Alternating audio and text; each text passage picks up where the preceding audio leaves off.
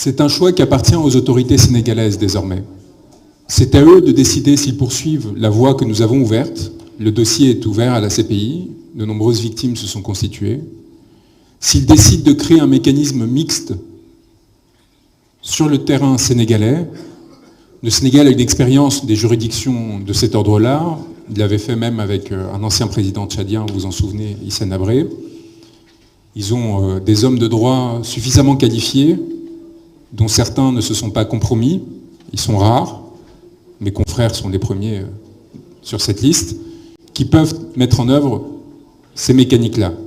Et il y a enfin le choix de l'impunité, qui était le choix qui avait été fait par Macky Sall, celui de cette loi d'amnistie, qui en effet, en l'état, empêcherait des poursuites sur le territoire national.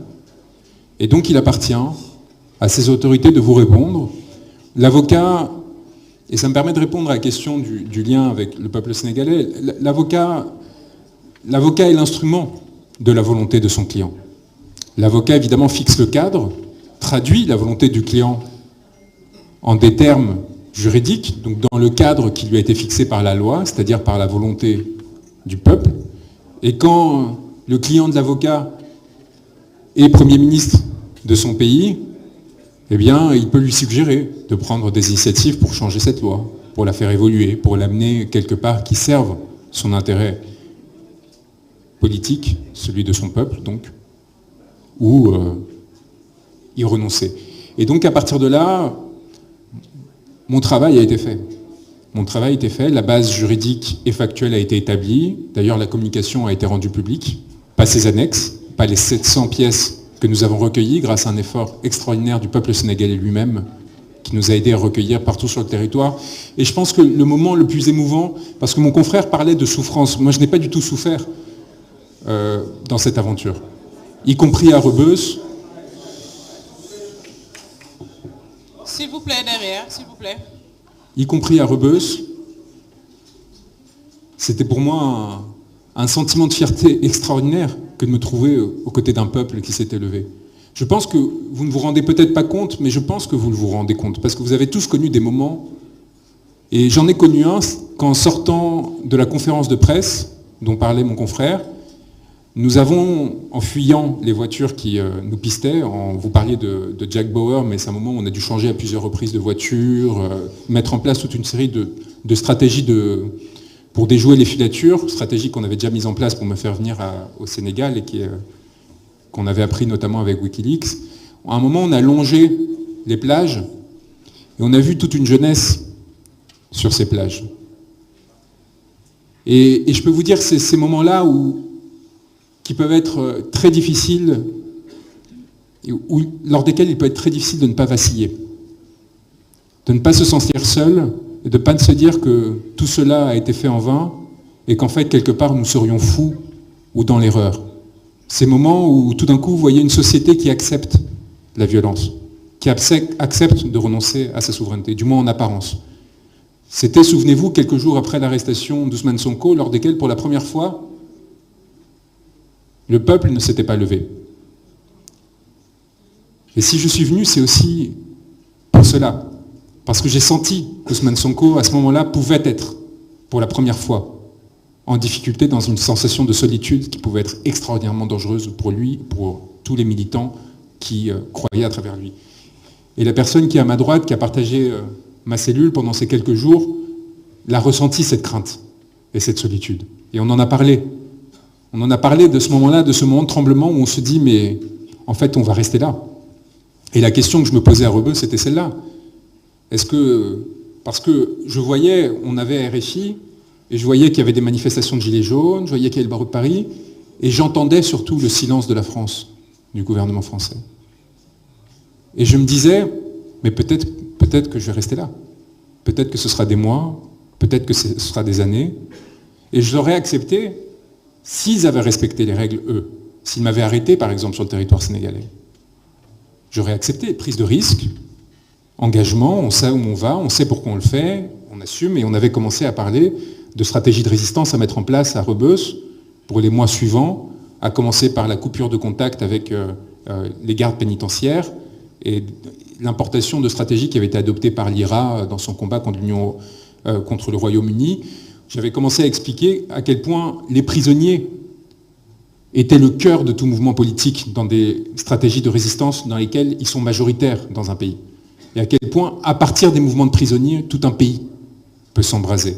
Et donc là, on réinjectait de la confiance et on cassait ce lien de solitude en étant avec eux. Je me souviens de ce moment où j'ai été exfiltré vers le tribunal ils essayaient justement d'inventer cette infraction au séjour et où les chambres à côté ont commencé à crier pour m'accompagner vers la sortie. Et là, c'est là où on a compris qu'on avait gagné. Parce que ce sentiment d'identification mutuelle, qui n'était pas évident, entre moi et les Sénégalais, au départ, il n'y avait pas de raison particulière entre le petit Toubab, comme on disait, et ce moment où la prison rugit pour vous accompagner lorsque vous sortez de celle-ci, pour vous dire que vous n'êtes pas seul, en prenant appui sur la force que vous-même vous lui avez donnée en venant les rejoindre, pour leur dire qu'ils n'étaient pas seuls, c'est le moment où vous comprenez que la victoire est proche. Et que celui qui est en face de vous, avec tout l'appareil d'État qu'il aura à ses côtés, aura du mal à tenir jusqu'à la fin. Et donc rompre ces stratégies de solitude était fondamental. Et donc le déclic, pour répondre à cette question, c'est tout simplement d'avoir vécu cette solitude quand j'étais aux côtés de Wikileaks et de Julian Assange. D'avoir vécu cette solitude de tant de gilets jaunes qui se sont retrouvés face au pouvoir avec tous les médias contre eux, stigmatisés, traités d'antisémites, de racistes, en gros tout ce qu'on utilise contre le pauvre en général pour lui dire de rester à sa place. Et d'avoir vu quelque part une lueur d'espoir encore vivante, quelque part dans le monde, mais en l'occurrence un pays qui parlait français, qui avait un lien avec mon territoire, et qui, comme le disait Cheikh Khoureyshiba, à travers cette figure qui incarne une forme de panafricanisme complètement différente, mais qui est pour moi un intellectuel fondamental pour les années à venir, Kémy Séba, m'avait dit, il y a là un point, avec tous les désaccords que j'ai, il y a là un point, il y a là un endroit, il faut aller aider les personnes qui sont en train de se battre, parce qu'il y a une expérience des luttes que vous allez pouvoir mettre au service de cette personne, de ce peuple, et qui va peut-être l'aider de façon décisive à se sauver de l'oppression à laquelle ils étaient soumis. Moi, je ne suis pas juge de paix des luttes panafricanistes. Je n'ai pas mon mot à dire sur qui est légitime ou pas, parce que c'est justement votre combat. Mais par contre, en tant que personne qui représentait des gens opprimés de toute couleur, de toute nationalité, sur de nombreux territoires et de nombreux continents, j'avais cette part en moi qui consistait à dire, là, c'est décisif. Là, cet étau qui est en train de se resserrer, avec la fausse procédure en diffamation, avec l'accusation de viol, avec les procédures qui arrivent, avec la technicité de mes confrères, qui m'ont permis en quelques semaines d'être un contributeur, non seulement dans l'espace public, mais également dans la rédaction des écritures, avec les nullités sur l'affaire Mbaye Nyang, etc. C'est-à-dire essayer de montrer qu'y compris techniquement, on était supérieur à eux. Parce que c'est la clé lorsque vous êtes face au pouvoir. Vous ne pouvez rien leur laisser passer. C'est-à-dire qu'en termes d'instruments, vous devez maîtriser leur instrument. La CPI, c'est exactement la même chose. Lorsque vous avez un gouvernement qui est obligé de sortir 4 ministres pour faire face et pour contredire à l'avance une communication que vous n'avez même pas encore faite auprès du bureau du procureur de la CPI, c'est que vous avez déjà gagné. Lorsqu'ils sont obligés de dire que ça n'a aucun sens et ainsi de suite, c'est qu'ils savent que ça en a un. Et qu'ils sont dans de grandes difficultés. Et ça, c'est par la maîtrise des outils de l'adversaire que vous pouvez produire cet effet. C'est en étant meilleur qu'eux sur leur propre terrain. Et ensuite, c'est ce qu'on a vu dans de nombreuses étapes à laquelle mes confrères ont participé, évidemment, vous êtes face à un système qui fait tout pour vous écraser. Et donc, y compris lorsque vous avez raison, y compris lorsque vous avez bons instruments, eh bien parfois, on trouve une façon de vous écraser, de contourner et de vous faire perdre. Mais, et je tiens à le dire, ce pool d'avocats, et il faut qu'Ousmane Sonko et Bassirou Diomaye Faye s'en rendent compte, c'est ce pool d'avocats qui a permis la libération de ce pays. Et là, je m'exclus. Quand je parle de ce pool d'avocats, je parle exclusivement de mes confrères sénégalais et de l'extraordinaire lutte qui n'est pas perceptible qu'ils ont menée à travers notamment la gestion des rythmes judiciaires. C'est-à-dire la capacité à émettre et à produire des recours au bon moment, en sachant ce qu'ils allaient produire ou pas, quels étaient les chances de victoire, et en mettant en difficulté les magistrats qui, notamment au sein de la Cour suprême, savaient qu'ils ne pouvaient pas violer le droit, qu'ils pouvaient jouer avec le droit, qu'ils pouvaient tordre le droit, mais qu'il y avait une limite, parce que s'ils ouvraient en fait cette brèche-là, au niveau de la Cour suprême, c'était fini. Soit l'autorité de la Cour suprême s'effondrait définitivement, soit ils permettaient à d'autres personnes de rentrer dans cette brèche, et ils créaient du coup une situation d'insécurité juridique extraordinaire. Et ils ont su pousser dans leur retranchement. Et si la seule chose qui fait franchement ma fierté, c'est d'avoir pu avec eux chercher ces failles, et avoir eu ces discussions extraordinairement techniques parfois en droit sénégalais pour essayer de trouver l'espace qui nous permettrait de gagner encore quelques semaines, de permettre encore à Ousmane Sonko quelques semaines d'avoir espoir, parce que je peux vous dire que si les condamnations avaient été définitives en septembre, en juin, en septembre, en octobre, en novembre, c'était fini. En fait, notre objectif et notre mission était laquelle? C'était de le déposer aux portes des élections, au point où ils ont voulu justement retarder ces élections parce qu'ils étaient à bout d'arguments juridiques. C'est ça ce qui s'est passé. Et du coup, ils se sont mis dans une situation où l'apparence formelle du respect du droit n'était plus respectée, ce qui a forcé la désolidarisation, notamment des États-Unis. Et là, en fait, le droit provoque une bascule géopolitique, parce que les États-Unis savent, ils ont des dispositions qui les empêchent, par exemple, de collaborer avec des États qui ont subi un coup d'État. Et c'était ce qui était en train de se passer au Sénégal. Et donc, en fait, avec la pression des sénateurs démocrates sur l'administration Biden, lié à ce travail qui a été fait et dirigé par Bamba Cissé, à partir de là, évidemment, la brèche qui s'ouvre et l'enchaînement qui permet de sortir de la dépendance et de la soumission que la France avait générée, cette acceptation tacite de cette noirceur qui commençait à s'infiltrer dans le Sénégal, et la libération précipitée, et évidemment la victoire extraordinaire permise par les forces des patriotes. Voilà ce que je voulais dire sur la question du déclic, et sur la question, peut-être ça me permet de finir sur la question du rôle de l'avocat qui, à mon sens, doit épouser son client. Il doit l'épouser, et la passion que j'ai pu ressentir demandait d'hiérarchiser mes clients, et Ousmane Sonko parmi eux. Les clients les plus importants sont ceux qui ne sont pas encore libérés, y compris lorsque j'ai cessé de travailler avec eux, comme Julian Assange aujourd'hui, comme Noël Daufour, le grand frère en Guadeloupe. C'est ceux-là qui vous arrachent une part de votre cœur, qui restent à leur côté. Mais pour le reste, que ce soit Ousmane Sonko, Falla Fleur, même si je ne l'ai pas représenté directement à ce moment-là, mais plus tard, Papa Abdoulaye Touré et d'autres, que je les ai accompagnés pendant cette période, ou après, qu'ils soient anonymes ou pas, vous avez vu en fait un engagement intense et qui a pu apparaître extraordinaire pour Ousmane Sonko, mais c'est parce que c'est Ousmane Sonko qui était dans une position extraordinaire. Et cette position extraordinaire, c'est vous qui lui avez donnée. Il portait un peuple. Mais cette passion-là, et je pense que c'est le propre de beaucoup de pénalistes, c'est tout simplement une passion qui s'étend à tous ceux qu'à un moment donné, vous décidez de descendre, de défendre et de protéger.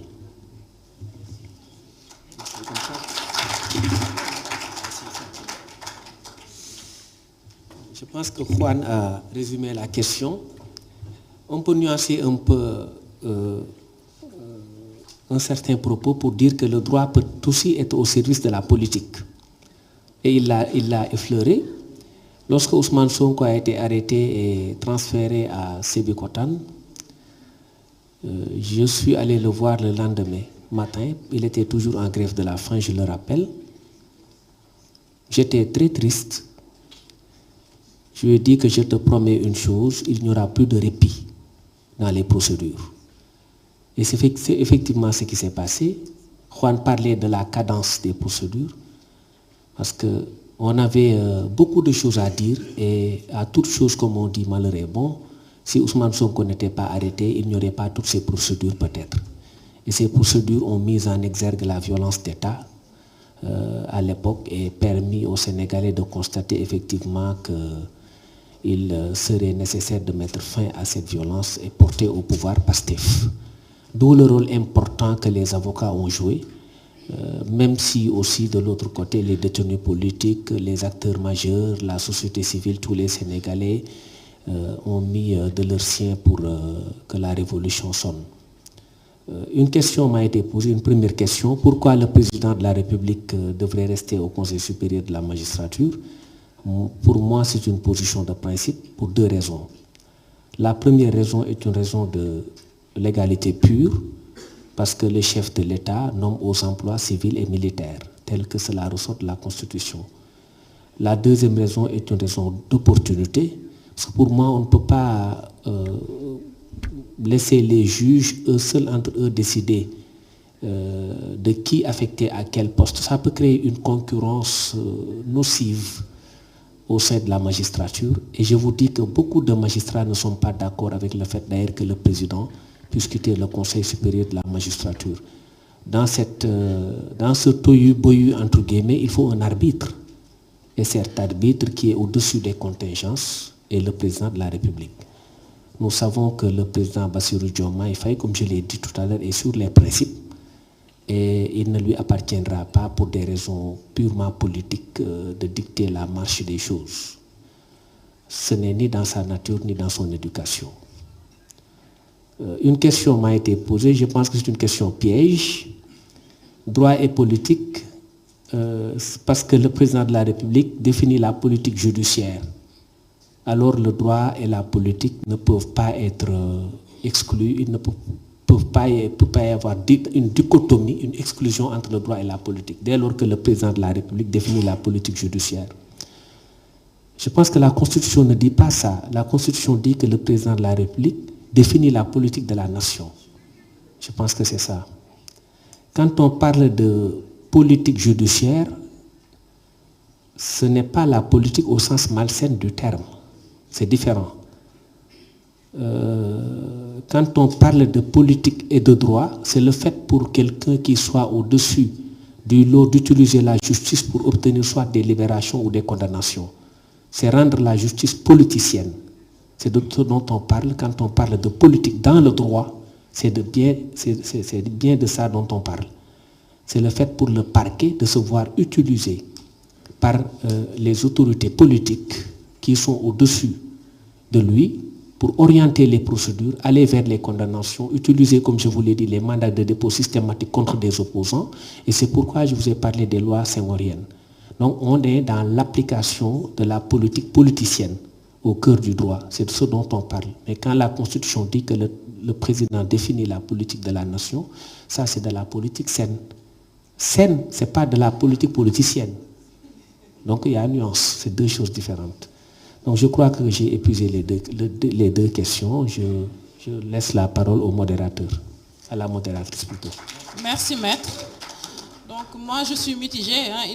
Il y a la presse qui tire sur ma veste parce qu'il se fait tard et je pense qu'il y a d'autres interventions. Juste avant de prendre peut-être deux personnes, il y a M. Alindoy qui est là et qui veut rajouter quelque chose par rapport à ce que Maître Branco a dit. Donc très brièvement, Monsieur Ndoye, vous pouvez y aller. Vous pouvez présenter et après.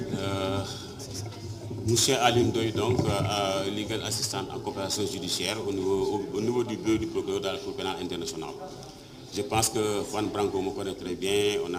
J'ai pu gérer cette mission autant avec M. Ocampo. Et la seule chose que je peux dire, c'est que en ce qui concerne le dossier de la CPI, vous savez, on a un dossier béton là-bas. Et je sais que, pour ce qui concerne peut-être le dossier que M. Juan Branco a déposé au niveau du bureau du procureur, moi je pense qu'il y a un dossier, c'est un dossier béton, et vraiment avec un travail colossal, quoi, honnêtement. Et je tenais à remercier donc Juan Branco donc, en ce sens, car peut-être son acuité et son caractère purement humain sont bien signes d'une ère nouvelle, quoi. En tout cas, je sais que, comme l'a dit donc Juan, les autorités sénégalaises donc, doivent faire un coup de pouce pour que les choses puissent avancer. Mais c'est un dossier vraiment qui est un dossier béton, quoi. Voilà. Je peux m'arrêter là à ce niveau parce que, pour des raisons confidentielles, je n'ai pas le droit de divulguer certaines choses. Merci, M. Merci beaucoup, Juan. Merci.